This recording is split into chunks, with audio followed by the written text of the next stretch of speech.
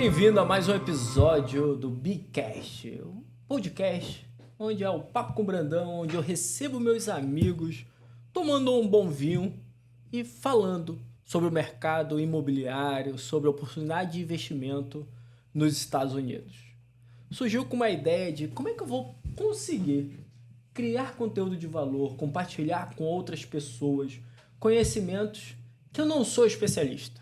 Eu entendo muito da minha área, desenvolver projeto, construir casas, mas eu aproveito essa mesa para convidar pessoas que têm muito a contribuir comigo e com certeza com você.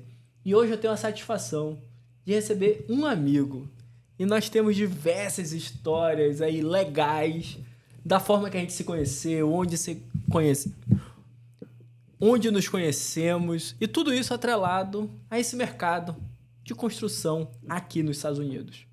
E hoje eu tenho a honra de estar aqui com meu amigo Darlan. Obrigado. Só de ser chamado de teu amigo para mim já é uma honra, porque parece que faz dezenas de anos que a gente se conhece e isso é muito legal. E essa é uma história que a gente vai contar que faz pouco tempo, relativamente, que a gente se conhece, né? E para completar hoje, cara, eu gosto muito de marketing, de branding. E quando eu vi a sua apresentação, eu falei, uau, acertou. Então, com vocês, meu amigo Darlan, o arquiteto do aço. Essa você gostou, Por quê, né? cara? O que é arquiteto do aço? Me conta um pouco da tua história. Cara. Como você entrou nesse mercado, como você veio para os Estados Unidos e onde você está atuando atualmente. Beleza. São algumas décadas pra gente resumir aí, tá?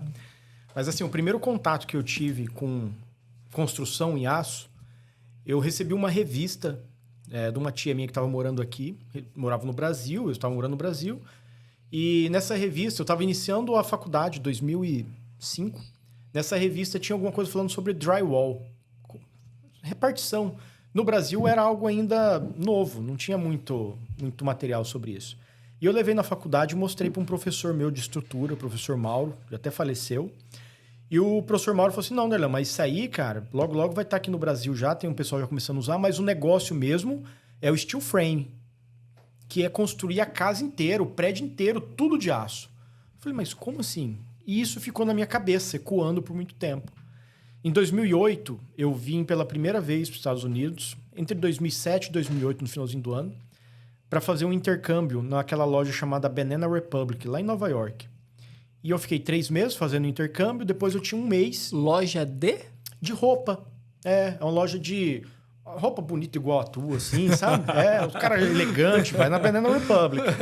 E depois eu tinha 1 mês que eu ficava livre. E eu fui trabalhar com alguns amigos meus que trabalhavam com frame, e isso começou a entrar cada vez mais na minha cabeça. Voltei pro Brasil, formei, casei, e quando foi em 2011 eu decidi construir a primeira casa de steel frame da minha cidade. Uma cidade no interior do Paraná, chamada Paranavaí, 90 mil habitantes. Então você imagina o burburinho que foi isso, né? Casa da minha tia bancou a casa, não, eu acredito, vou lá, fiz a casa para ela, tá lá. E isso me abriu os olhos para uma grande oportunidade. Eu montei uma construtora, fui sócio de uma indústria de aço lá também, e sempre com o desejo de vir morar nos Estados Unidos. Mas uma parte que eu não contei é que lá em 2004, antes de eu entrar na faculdade ainda, meu pai, minha mãe e minha irmã vieram morar nos Estados Unidos. Então, isso há 20 anos atrás. E eu decidi ficar no Brasil. Mesmo sendo o meu sonho morar nos Estados Unidos, aquele não era o meu momento ainda, eu decidi ficar no Brasil. Fiquei sozinho no Brasil por muito tempo. E só agora, em 2021, foi que efetivamente eu vim morar nos Estados Unidos. Então, nós estamos falando aí de quase 20 anos de jornada, desde a primeira vez que eu ouvi falar sobre isso, que eu comecei a pesquisar, que eu construí, que eu tive indústria, que eu me qualifiquei, que essa qualificação me deu o green card para morar aqui nos Estados Unidos, e hoje eu estou aqui, sou sócio de uma fábrica aqui na Flórida, e a gente está fazendo esse movimento para transformar a comunidade brasileira nos maiores especialistas de steel frame dos Estados Unidos. Uau, missão nobre essa. É nobre. Esse é o meu grande propósito. Porque é o seguinte, Brandão, eu vim para cá, pode ser que eu chore em alguns momentos, tá? Você já me conhece. Eu vim para esse país com algumas oportunidades que algumas pessoas, a grande maioria, não tem. E eu tenho grandes amigos que eles não têm as mesmas possibilidades que eu, muitas vezes porque eles não têm o mesmo conhecimento que eu tenho. E o conhecimento é transmitível. Então eu posso ajudar essas pessoas que estão à minha volta e eu posso ajudar muito mais pessoas que estão na minha volta. E isso é um negócio, isso dá dinheiro, mas isso transforma a vida das pessoas. Então isso para mim é um propósito. Isso para mim faz muito sentido, sabe? Então a frase é forte, é uma grande missão, mas é o que me move. Porque eu tive que encontrar alguma coisa que vender aço não me move. Tipo, aço é aço, vender aço, não. Agora, o que a gente pode transformar na vida das pessoas por meio do conhecimento sobre um assunto, aí eu acho que começa a fazer a diferença no mundo. Cara, tô impactado. Impactado. A frase é muito forte, o propósito é muito forte. Mas vamos lá. Deixa eu começar pelo beabá. Construção de casa nos Estados Unidos. Em sua maioria, a gente está olhando aí para o mercado que constrói com madeira. Ok. Wood frame. Sim. E aí nós temos as construções hoje que o fechamento é de bloco cimentício e a estrutura interna, então as divisórias das paredes, são em madeira. Sim. Quando a gente fala construir com steel frame, eu estou falando de divisória ou eu estou falando da casa completa em steel frame? Tá. Inicialmente, o steel frame ele foi muito utilizado para partitions walls, né? Que é as paredes internas. Então, hoje é muito mais comum. Você vê grandes construtoras, inclusive, usando essa metodologia que você falou. Bloco na parede externa, steel interna e o restante de madeira, tá? A grande questão, quando a gente fala uma construção de steel frame, nós estamos falando em toda a obra 100% em steel frame, tá? Então, uma casa inteira ela pode ser feita. Prédios de 7 andares podem ser feitos de steel, todos de steel. A grande questão, porque eu recebo de vez algumas perguntas, principalmente pelo Instagram. Falo assim, mas se é tão bom o steel, por que todo mundo não constrói de steel? É verdade. Quando a gente faz um comparativo paralelo entre a construção de madeira, por exemplo, e a construção de steel, nós temos casas aqui nos Estados Unidos com 350 anos construída de madeira. Então significa que é uma tecnologia bem antiga já, que as pessoas estão acostumadas a fazer e cai no automático. Já a casa de steel frame, a primeira casa de steel frame nos Estados Unidos, ela foi em Chicago em 1933. Cara, 1933 foi agora. Não é 350 anos. Então é uma tecnologia que ela é nova. Ela ainda é nova, sabe? Não tem como a gente dizer que ela tem o mesmo tempo que tem uma estrutura, por exemplo, de madeira, que a gente tem casas de 350 anos. Então, é gravado. Eu vou colocar no modo avião, pronto. E é propaganda ainda, deve ser. Então, quando a gente faz esse comparativo entre uma casa de 350 anos de madeira e uma tecnologia agora que surgiu em 1933, que é a do aço, é óbvio que as pessoas ainda não estão acostumadas. A mão de obra ainda não é comum. Os materiais ainda agora muito melhor, mas há 30 anos atrás não tinha aço em todo lugar. Então é uma questão de evolução do sistema construtivo, entende?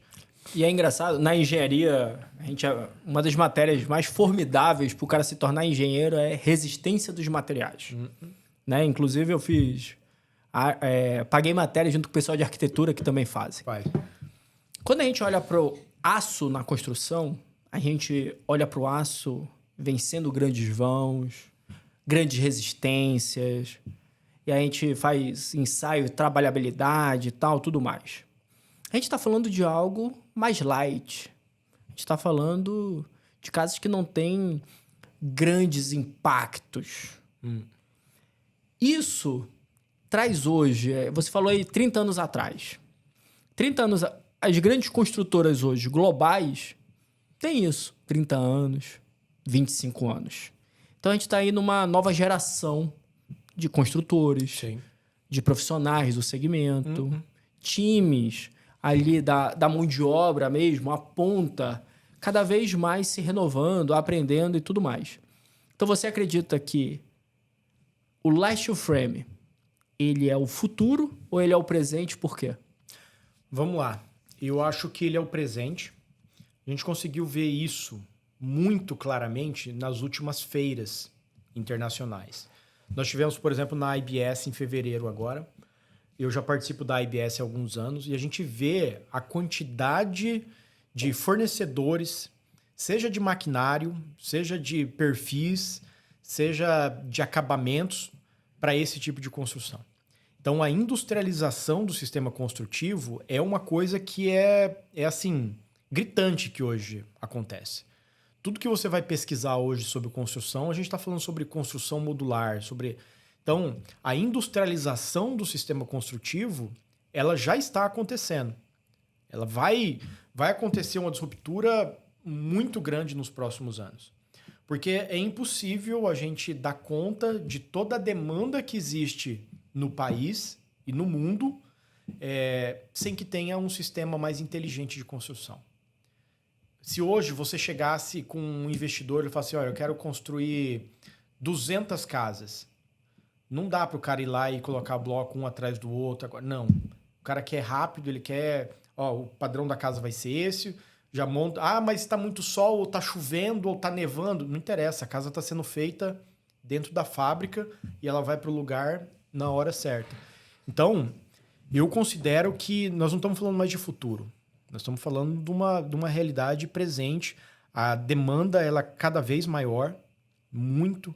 A demanda por profissionais é cada vez maior. Então, surgem aí um monte de oportunidades para as pessoas que, como nós, decidimos deixar o nosso país e mudar para os Estados Unidos, por exemplo. Interessante. Você fala da IBS. A IBS é a maior feira da construção civil nos Estados Unidos. Nós tivemos em Las Vegas em fevereiro e eu sou um cara que eu gosto muito de fazer planejamento estratégico. E nessa viagem foi um investimento. Eu tive que sair daqui, me deslocar, ficar um tempo fora do office, afastado das minhas operações do dia a dia. E aí eu pensei, puxa, eu tô indo para a maior feira. Primeiro, foi minha primeira vez esse ano. Será que é grande mesmo? Resposta. Enorme. Enorme. Se você passar 10 dias ali, você não consegue ver tudo. Com certeza não. Nós tínhamos 2 para aproveitar a feira. Então, estrategicamente, eu escolhi sistema construtivos. Então, a gente tinha ali nós tínhamos um pavilhão inteiro sobre sistema construtivo e mais a área externa, que era 90% voltada à industrialização de casas. Sim. Dentro do pavilhão, nós tínhamos ali, dentro da industrialização, sistema construtivo, claro que tinha madeira, claro que tinha concreto, mas boa parte já era o aço.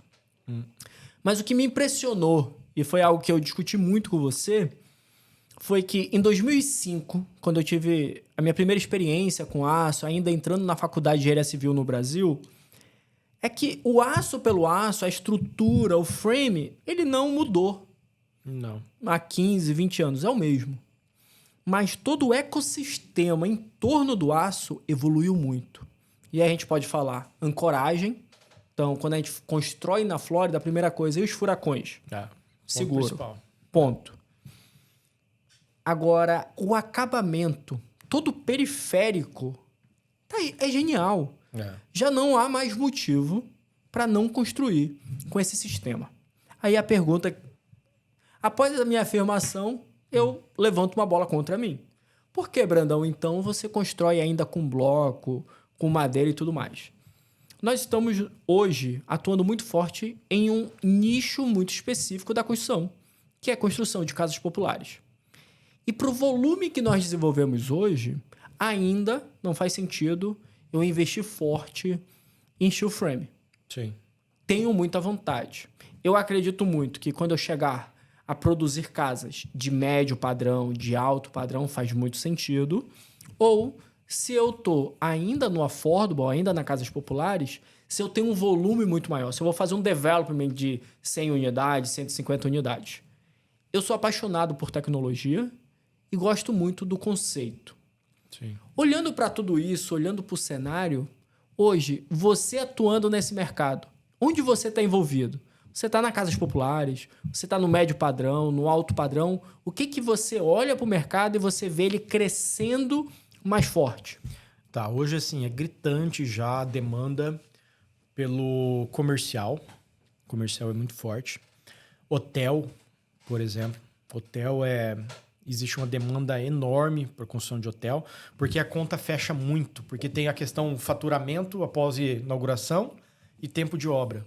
Então, você tem um hotel lá que fatura R$500 mil por mês. Se você faz a obra em 6 meses ou 12 meses, você está falando de R$500 mil vezes o número de tempo que você economizou. Então, isso dá muita diferença, né?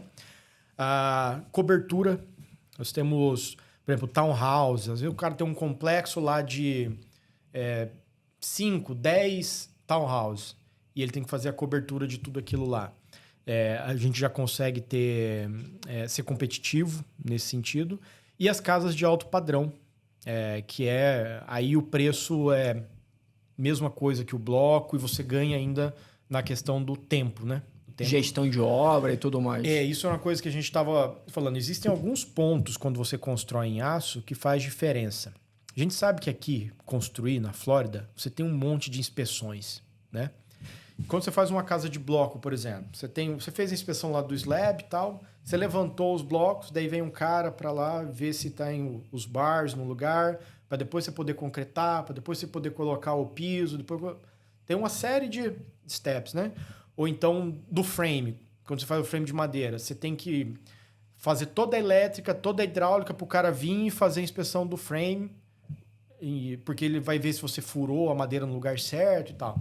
No aço, como é um produto já industrializado, a gente levanta todas as paredes, levanta o teto, piso, chapeia tudo por fora e daí a gente chama a inspeção. A gente pode chamar a inspeção, inclusive, antes da elétrica e da hidráulica, porque não vai ter furo fora do lugar. Porque todos os perfis já vêm com os buracos no lugar certo. Então, isso facilita bastante, diminui o nosso tempo de obra, o tempo de inspeções que tem que ter para a construção, entende? Isso, como você disse, se você tem uma obra, mesmo que seja affordable homes, mas você tem uma escala que seja de 5, 10 casas, a conta já começa a fechar. Porque daí eu tenho diminuição da mão de obra no canteiro de obra. Por exemplo, uma casa como... Vamos colocar o teu modelo da casa Ana. Tem o quê? 1654. 1654. Uma casa como essa... 4-2. 4 pessoas vai gastar no máximo 1 semana e meia para fazer a casa. 10 dias. Para levantar ela, chapear ela inteira. Pronto. Vem elétrica, vem hidráulica, vem tudo o resto, faz inspeção. Então, imagina você tá fazendo 10 casas e você ia demorar, sei lá, 2 anos e meio, 3 anos para entregar todas e você consegue entregar tudo em 1 ano. Você acha que o teu investidor fica contente? Não? O cara dobra o dinheiro dele com uma velocidade muito maior. Então, com essa visão de investimento, faz muito sentido. Agora, para mim pegar, eu vou fazer uma casinha para mim. E daí eu tô ali com o meu dinheiro contado, eu preciso fazer um comparativo entre madeira e aço. Gente, é óbvio, madeira e aço. O aço é um produto melhor, não tem como você falar que o aço é mais barato. Não, ele não é. Então, se é material por material, o aço vai ser mais caro. Agora, a conta que a gente tem que fazer é o quanto mais caro isso envolve no total da obra, porque uma coisa é um insumo mais caro. Agora, é o quanto esse insumo representa no valor total da obra. Porque uma coisa que as pessoas se enganam muito... Eu via muito isso no Brasil. O cara economizava no saco de cimento, na obra. Daí, quando chegava lá no final da obra, ele comprava uma torneira de R$3.000. Que dava para comprar todo o saco de cimento, entendeu? Então, é esse tipo de inteligência de investimento que a gente tem que fazer na hora de escolher o material, né? Eu sou uma pessoa muito visual. Eu sou muito atento aos detalhes. Nivelamento, esquadro e tal, tudo mais. Nós sabemos que o steel frame ele é muito positivo nesses requisitos, né? A trabalhabilidade do aço, a entrega e tal. Hoje, na minha cabeça, não faz sentido algum você construir uma casa de alto padrão. E aí eu não estou nem falando full Sim. Pelo menos as divisórias internas, não faz sentido você fazer de madeira em comparação à entrega que o aço proporciona. Não é. Com certeza. Level 5 de acabamento, uma parede bem alinhada. Quando você chega no banheiro e que você vai instalar o boxe, a parede está no esquadro, isso é muito difícil fazer na madeira. Então, hoje, olhando principalmente para o mercado de alto padrão, não faz sentido construir com madeira. Não. Isso é uma coisa que tem aumentado muito a procura por esse tipo de solução. Porque as pessoas estão enxergando isso. Tem amigos que constroem de madeira e que são apaixonados por madeira. O cara gosta de madeira. Mas ele fala que quando ele chega numa loja tipo Home Depot, qualquer loja para comprar, ele tem que escolher se a madeira ela vai ser torta nesse sentido ou se ela vai ser torta nesse sentido. Porque de um jeito ela vai estar torta. Então a gente não tem mais a madeira que tinha antigamente, aquela precisão. E o aço a gente já tem. O aço eu consigo ter uma precisão dela milimétrica no perfil. Ele sai reto e acabou. Se a gente fosse levantar aqui os pontos positivos do aço na construção, a gente ia ganhar. Mas vamos lá. A realidade do mercado. Ok. Hoje, eu tenho diversas pessoas, principalmente amigos da faculdade. Eu fiz muito relacionamento com a galera da construção, engenharia, mas fiz também com o pessoal de arquitetura. E aí, Brandão, como é que eu faço para ir? Construir aí nos Estados Unidos, construir na Flórida. Como é que eu faço? Minha pergunta para você é, profissional que está no Brasil, não é um investidor, é o profissional técnico que olha para os Estados Unidos como uma oportunidade, sonha em migrar para os Estados Unidos.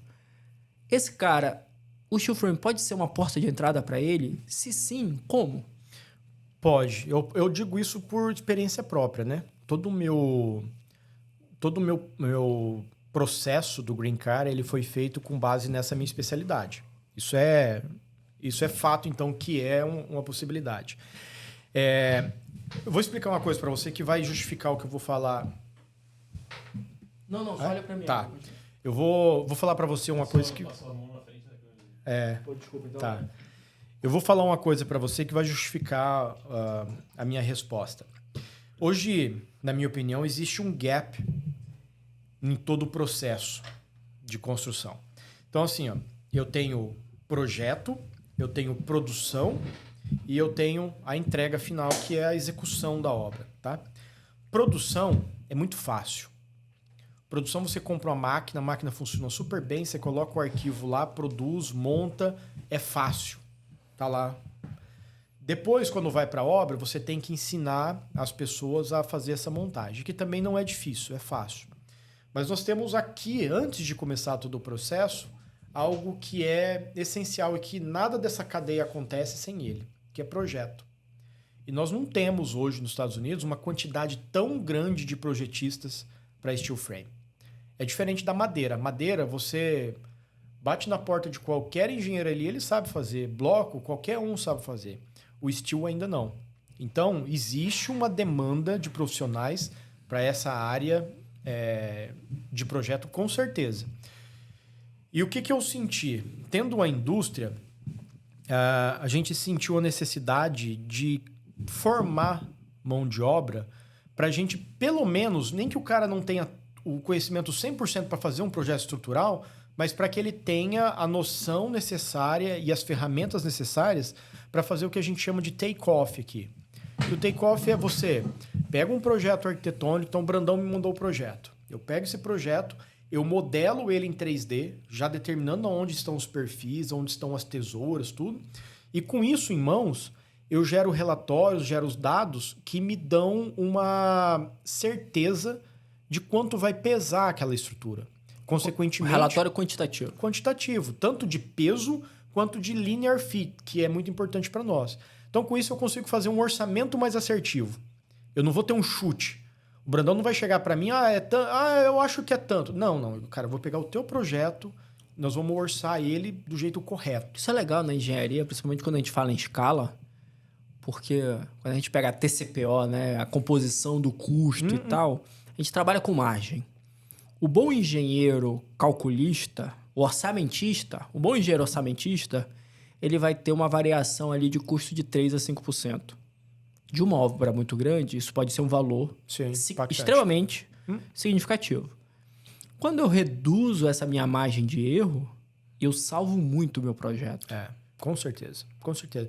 É uma linha tênue entre ter um prejuízo muito grande ou ficar fora do bid, entendeu? Você tá fora da... Cara, não, tá muito caro, eu não quero você. Então, é um ponto muito importante nesse setor da construção. E nós temos alguns agravantes quando a gente vem trabalhar aqui nos Estados Unidos. Eu senti isso, você deve ter sentido.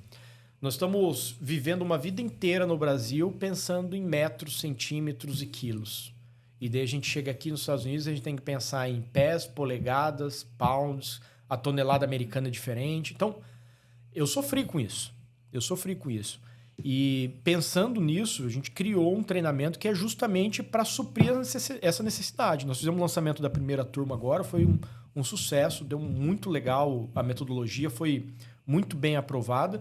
E a gente pegou pessoas que não conheciam absolutamente nada de steel frame. E depois de 24 horas de treinamento, que o treinamento tem 24 horas em espaços num cronograma, essas pessoas conseguiram desenhar toda uma casa e gerar os relatórios e entender, isso é o mais importante, entender os conceitos e entender as questões métricas de como funciona isso de um modo simples, que foi como eu consegui entender. Então, eu consegui criar essa metodologia para que a gente possa ensinar mais pessoas que, como você disse, tenham vontade de um dia vir morar para cá, que elas tenham essa oportunidade.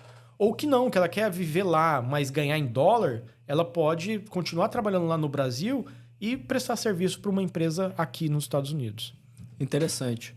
Então, hoje você está como educador, formando mão de obra para esse ecossistema. Você é sócio de uma fábrica. Você também tem equipe de montadores, entrega o material já montado nas obras. Isso, o que a gente chama de shell. Exatamente. Você já faz todo esse shell, você tem essa mão de obra. Então, hoje você, de fato, está investindo muito em todo esse ecossistema. Se eu tivesse que resumir quem eu sou professor. Eu demorei muito tempo para entender isso, sabe, Brandão? Eu comecei a ensinar com 14 anos. Eu dava aula na Casa de Cultura, eu dava aula de desenho. Depois eu dei aula de pintura em tela, eu dei aula de cartaz. Sabe esses cartazes que fazem em supermercado e tal? Eu dei aula disso. Eu dei aula para criança carente naquele projeto CAIC que tem, aquela escola CAIC. Depois eu fui dar aula na universidade, virei professor universitário. Depois eu dei aula por muito tempo de treinamento de mão de obra, seja para minhas obras e tal. E eu demorei muito tempo para entender que esse era o meu propósito, que eu conseguiria mudar a vida das pessoas que estavam à minha volta ensinando. E que ser professor não necessariamente significa que você está numa sala de aula, mas o ato de ser professor é o ato de ensinar. Então, quando eu estou dando uma palestra, quando eu estou falando sobre esse assunto que eu já falo há tanto tempo, é isso que me completa. Então, a minha função hoje dentro do ecossistema do aço é o de ensinar. É o de levar essa informação, de tirar dúvida, de mostrar o dia a dia das obras, onde que estão os acertos, onde estão os erros, o que eu vejo de diferente, de melhor aqui, o que tem de melhor no Brasil sobre esse sistema. Existem grandes diferenças, sabe?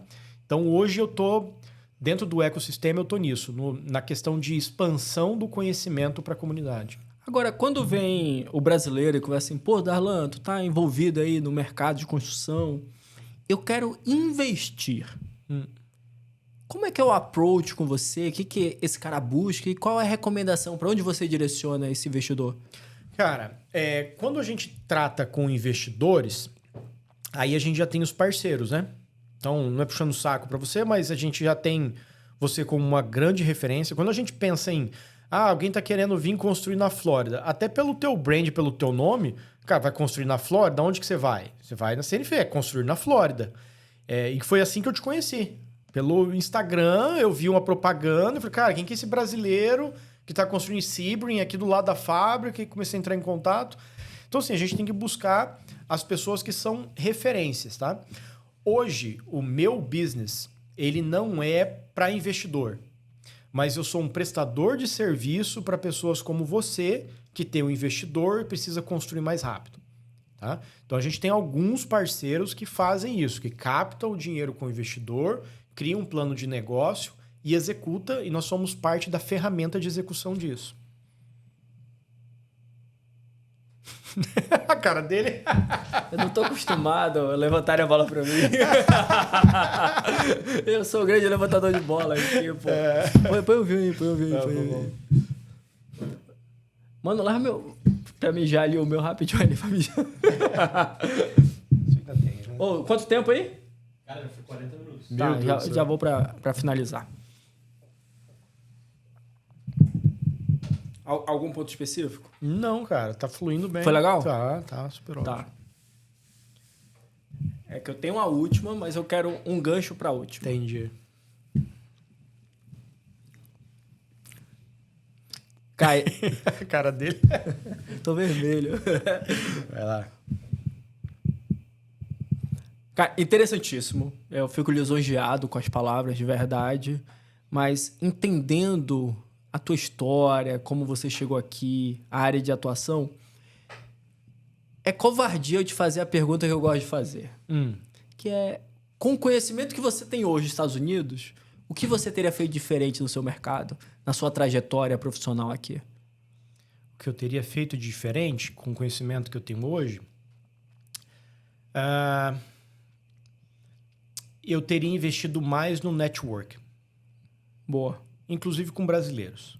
Boa. Sabe por quê? Excelente. Eu digo isso, que eu acho que eu já te disse isso uma vez. Aquele evento de Vegas foi o primeiro evento que eu fui que era de brasileiros. Porque eu sempre tive um preconceito muito grande com brasileiros aqui nos Estados Unidos. Por uma coisa que foi colocada na minha cabeça. Crenças que a gente tem.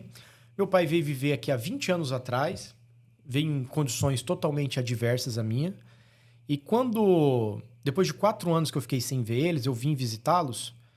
E eu achei estranho, porque na cidade onde eles moravam, lá em Connecticut, tinha muitos brasileiros. E eu perguntava ao meu pai, por que você não tem amigos brasileiros? E ele falou assim, cara, o brasileiro aqui, você fica longe, que ele só quer te ferrar, ele não tá querendo te ajudar. Então esquece, faz o teu. Uma triste realidade, né? É. E isso ficou na minha cabeça, mesmo que inconsciente. Quando eu vim morar pra cá, uma das primeiras coisas que eu e a Carol decidimos nós vamos morar num lugar que tenha menos brasileiros possível. Escolher uma cidade que eu conheço pouquíssimos brasileiros.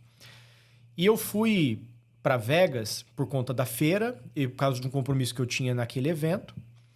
E eu me lembro que eu tava encostado assim perto da escada, você chegou com o Jean para gravar um vídeo no background que tinha, né? Foi. E eu olhei e vi tua logomarca e falei, esse cara eu já vi na internet, eu já mandei mensagem pra ele nunca me respondeu.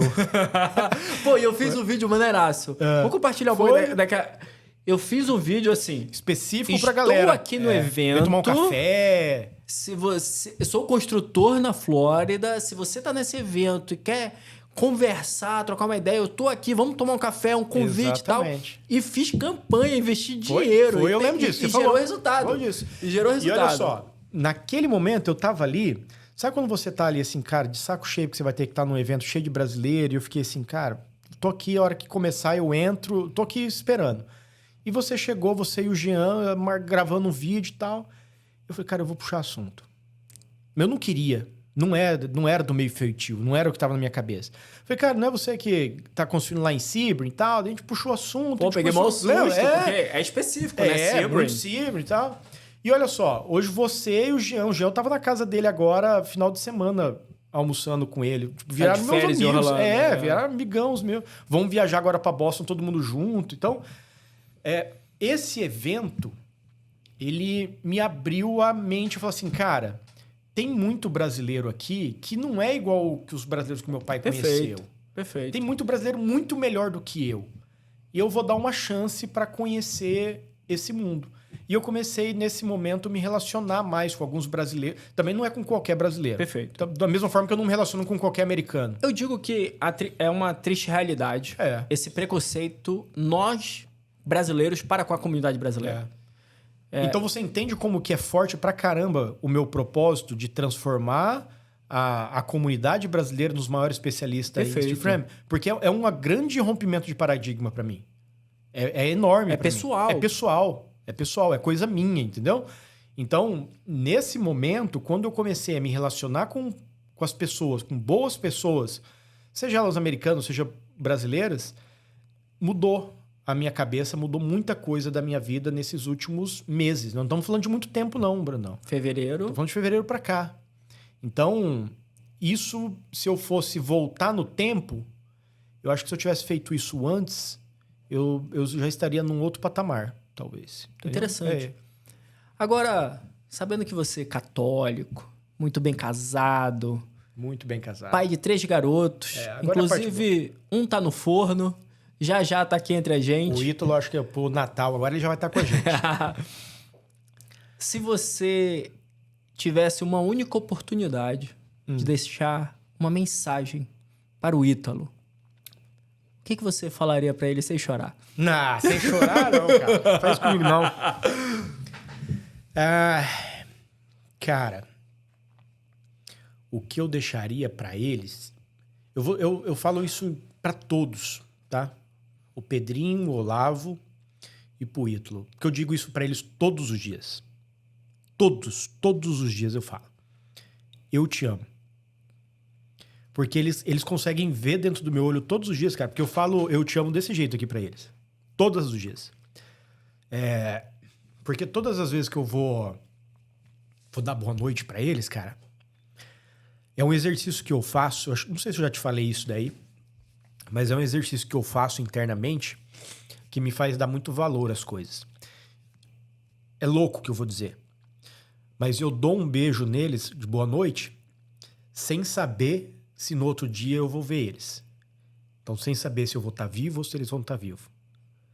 Então, isso me faz, todas as noites, fazer aquele momento especial. Único. E quando eles veem isso, diversas vezes, cara, eu vou dar um beijo no Pedrinho, assim, dou um beijo e falo assim, o papai te ama, você sabe disso? Ele olha pra mim assim, eu sei, papai, tenho certeza.